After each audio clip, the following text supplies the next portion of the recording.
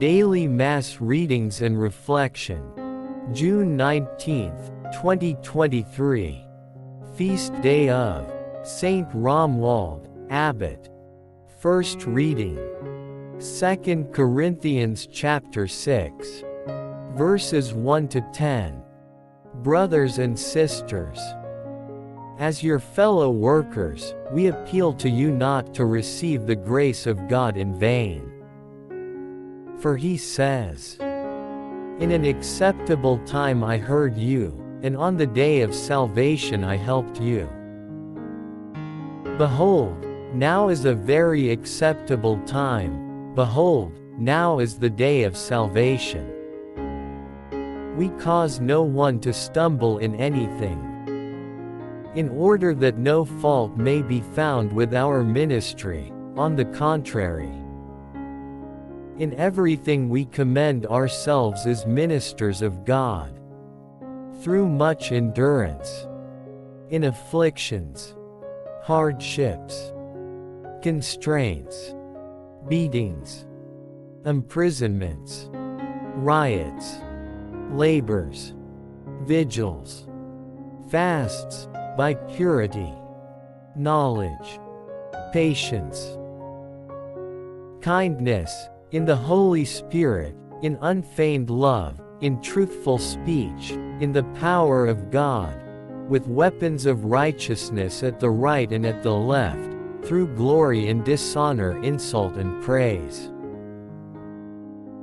We are treated as deceivers and yet are truthful, as unrecognized and yet acknowledged, as dying and behold we live, as chastised and yet not put to death, as sorrowful yet always rejoicing, as poor yet enriching many, as having nothing and yet possessing all things. Responsorial Psalm. The Lord has made known his salvation.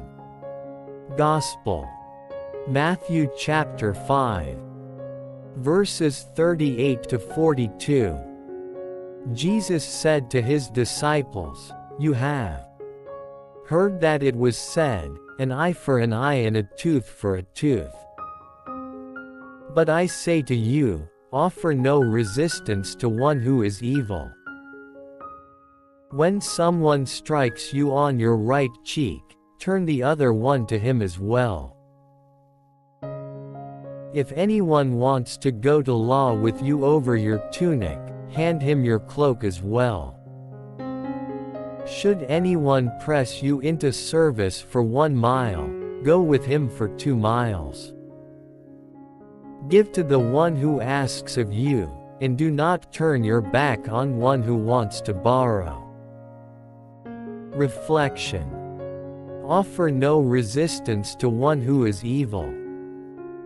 In the Jewish law, an eye for an eye and a tooth for a tooth is an expression of justice. It ensures that the other end does not retaliate, does not get even, nor inflict more than the harm being done on a person.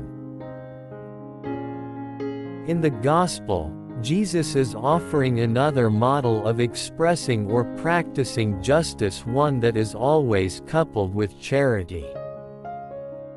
He challenges us, his listeners, to go beyond the existing practice of our law.